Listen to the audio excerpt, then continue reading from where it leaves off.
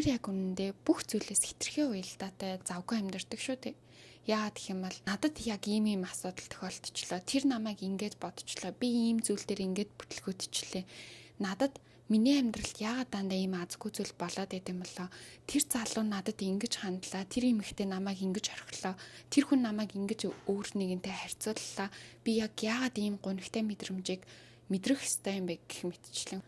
Тэгэхээр 80 сая хүнийг эдгэж чадж байгаа буюу маш олон алдартай хүмүүсийн сүүлийн үед тренд болгож хэрэглээд байгаа нэг аргыг хэлээ.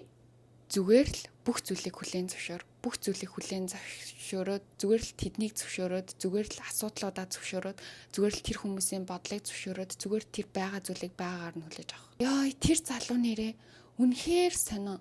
Намайг хайртай гэж миний араас гүчээд тэгэд намайг бүр араар тавьсан маамда.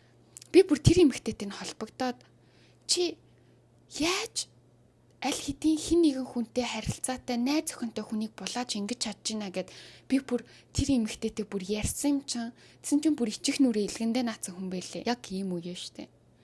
Яг ийм асуудлаа тохиолдсон бол зүгээр л тэр хүнийг тэр газарт нь үлдээ.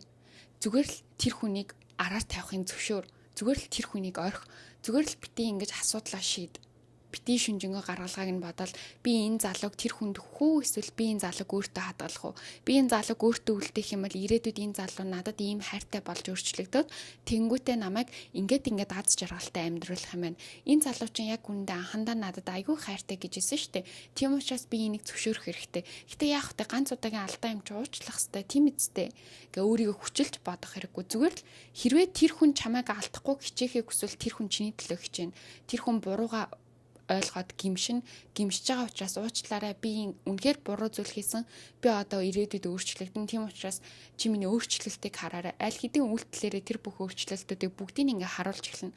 Тэгтэл тийм өөрчлөлт харуулаагүй байхад чи тархиндаа математик бодлого бодонгуудаа энэ залуу надтай тэдэн жил өргөж байгаа тэдэн жилийн дараа араар тавиад ингэсэн юм чинь энэ залуу араар тавьсныхаа дараа тий магадгүй надад ганц удаагийн араар тавилт яах вэ? Уучлалж болно шүү дээ. Окей.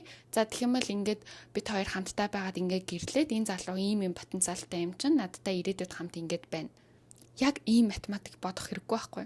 Зүгээр л тэр хүнийг тэр өөрийнх нь бодолд нь үлдээд окей чи өөрөө шийдвэрээ гарга. Бити тэр хүний асуудалд нь оролц. Бити тэр хүнийг тэ удирдах гэж хичээ. Зүгээр л тэрийг зөвшөөрч. Тэгвэл чиний сэтгэл санаанд яг юу гэж бодогдож эхлэх вэ гэхээр үнэхээр амар амгалан тайван болж ирнэ.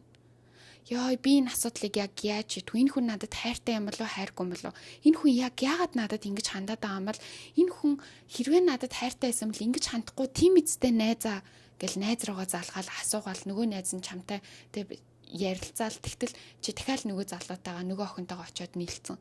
Яг тийм байдал донд хизээч орохгүй гэсэн үг. Тэгэхээр энэ арга чиний харилцааг чинь маш тогтвортой болгож өгнө. Зүгээр л тэр хүнийг зөвшөөр, тэр хүн чамд яг яаж хандж байгаа хандлагыг битээ өөрчлөх гэж хичээ.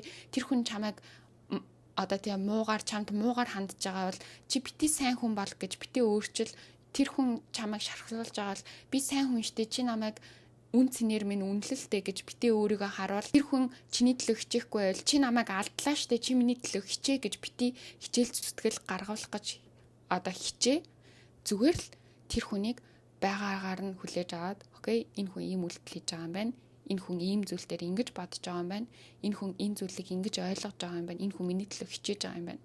Энэ хүн энийг өөрчлөхийн төлөө ийм шийдвэр сонголт гаргаж байгаа юм байна гэдгийг л хүлээж авах нь чухал болохоос биш чи бүх юмн дээр би энийг өөрчлөх хэрэгтэй гэж бодох нь амьдралыг чинь илүү стресстэй болгоно. Амьдралд чинь хэрэггүй хүмүүсийг татаж эхэлнэ. Хэрэггүй хүмүүс явъя гэд өөрөө алдаагаа гаргачаад байхад чи бити яваач би алдаагаа чинь засахъя гэдэг агаатай л яг адилхан гэсэн үг. Яг энэ тренд болоод байгаа үг яг ямар утга агуулгатай юм. Гэр бүлийн харилцаан дээр, магадгүй хосын харилцаан дээр, амьдралд чинь гарч ирж байгаа асуудлууд дээр, магадгүй найз нөхдийн харилцаан дээр гээд гарч ирэх бүхий л боломжтой сэтгэл зүйн тэр бүх асуудлуудад бүгдээрэнд нь бити шийдвэрлэх гэж оролт. Бити хичээ, бити зөв гаргалгааг нь бол зүгээр л байгаагаар нь хүлээн зөвшөөр гэдэг утга агуулж байгаа гэж хэлж болно.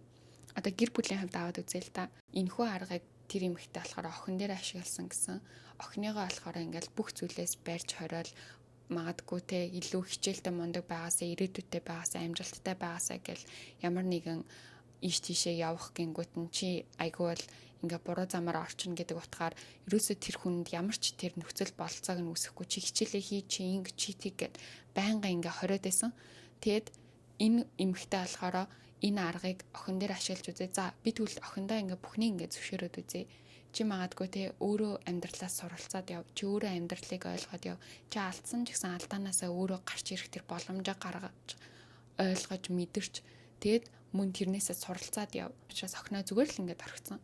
Тэгээ орхисон чинь охин нь тэр бүх алдаанаасаа суралцаад эргээд буцаад илүү хүчрэхгээр өөрийнхөө амьдралын зөв сонголтыг, мэрэгжил сонголтыг, магадгүй сургууль сонголтыг хүртэл ингээ хийгээд явсан гэж байгаа байхгүй. Нэг гэр бүлийн харилцааг чинь хүртэл аврах асуудал шийдвэрлэж байгаа гэсэн үг.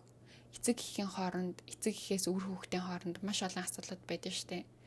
Би ээж аавдаа ийм зүйлийг ойлгуулмаар хахад, би илүү эрхчлөөтэй баймаар хахад, би илүү хүссэн хуцаа өмсмөр хахад, би илүү нүрэ бодмаар хахад, үсээ бодмаар хахад намайг те чи яагаад ингэж өөрийгөө өөрчлөх гээд байгаа юм, чи яагаад ингэх гээд байгаа юм, чи яагаад ингэж яваад байгаа юм гэд. Тэр бүх зүйлүүд дээр нь яг муу зүйлээс хамгаалж болно. Гэтэ муу зүйлийг нь яг яагаад би чамайг хамгаалж байгаа гэдэг утга учирыг нь хэлэнгүүтээ гэтэ чи өөрийнхөө сонголтыг хий, би чамд итгэж байна. Хоёр талдаа энэ бол ашигтай гэж хэлж болно. Нөгөө талаас нь те асуудлуудаа шийдвэрлэх гээл ингээл ярьж байгаа охиных нь хувьд нь ашигтай. Ээж нь ч гэсэн байнгын хорж цагтаа стресстэй байхгүй зүгээр өөрөөр нь тавьсан тэрэнд нь ч гэсэн ашигтай. Хилцэн эрүүл мэндэд маш том твшилтэд өөрчлөлтийг бий болгож чадах юм байна л та. Миний энэ хийх ёстой ажил ерөөсө болохгүй байна. Би энүүн дээр он захгүй л би болохгүй.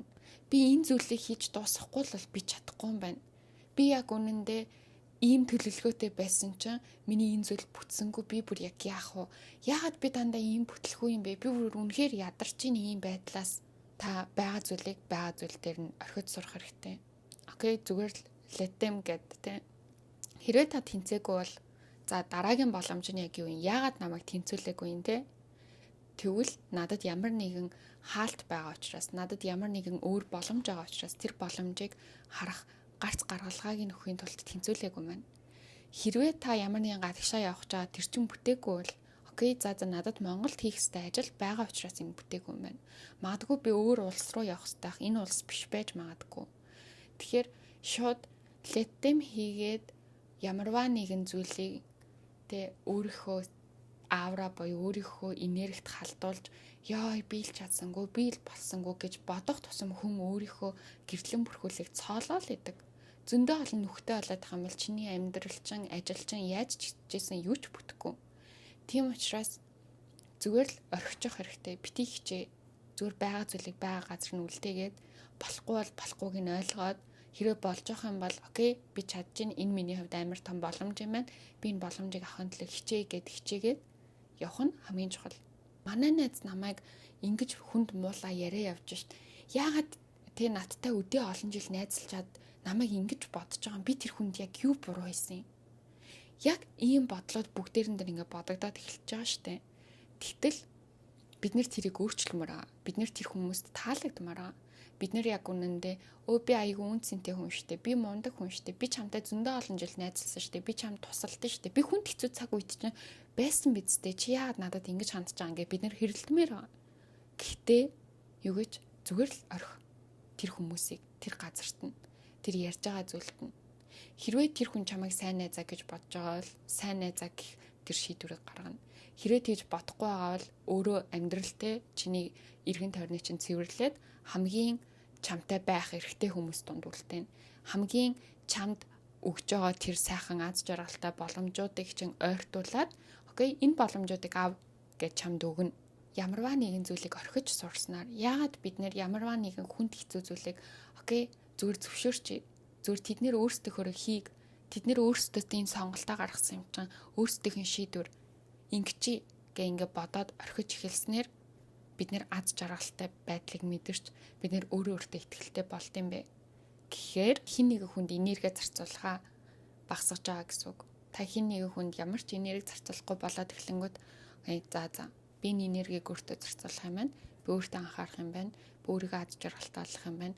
Би өөртөө зориулсан юм хийх хэрэгтэй юм байна гэдэг сэтгэл мэдрэмжүүд төрж эхэлнэ. Лиг байгаагаар нь хүлээж авах. Байгаа зүйлийг зөвшөөрөх. Байгаа зүйлийг Окей. За энэ зүйл надад ямар нэгэн утга учир шалтгаантай тохиолдсон би нэг өөрчлөх албагүй. Юу ч хүчээр буюу ингэж тэг хүчнэд шийдэхгүй байх. Бид нар яахлаараа тэр олон хүмүүсийн асуудлыг шийдэх гаргалгааг нь олох хэрэгтэй. Бид нар яахлаараа тэр олон хүмүүсийн араас сайн хүн болох гэж араас нь гүөх хэрэгтэй. Бид нар яахлаараа бүх зүйлсийг боломжтой болох гэж төгс байх гэж хичээх хэрэгтэй. Бид нар яахлаараа зүгээр альва бүх зүйлсийг окей. За энэ хүнд би ийм сэтгэл төрүүлж өгöd. Би энэ хүнд таалагддаг гэж бодох хэрэгтэй. Хэрвээ тэр хүмүүс таалагдахгүй бол окей, тэр хүмүүсийн зүгээр л сонголт. Хэрвээ тэр хүн өөрийн чинь бодлыг зөвшөөрөхгүй байгаа юм бол тэр хүний сонголт. Хэрвээ амьдрал энэ боломжийг чинь хаацсан бол амьдрал чамайг хамгаалж байна. Хэрвээ энэ зүйл чинь бүтэхгүй байвал зүгээр л чамд ямар нэгэн шалтгаан байгаа. Юу ч битээ буруугаар хаар, юу ч битээ дотроосоо буруугаа хай. Зүгээр л тэр бүх зүйл чинь бүгдээрээ ямар нэгэн утга учир шалтгаантай тохиолдож байгаа.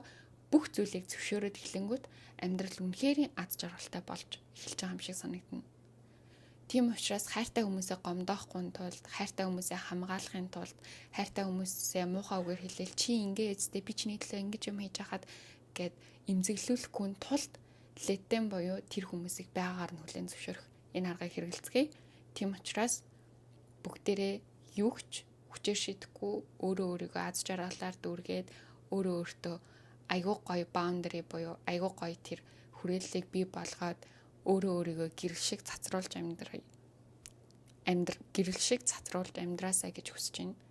Тийм учраас энэ аргыг туршаад үзээрэй. Тэгээ миний бичлэгийг дуустал нь үзсэнд нь баярлалаа.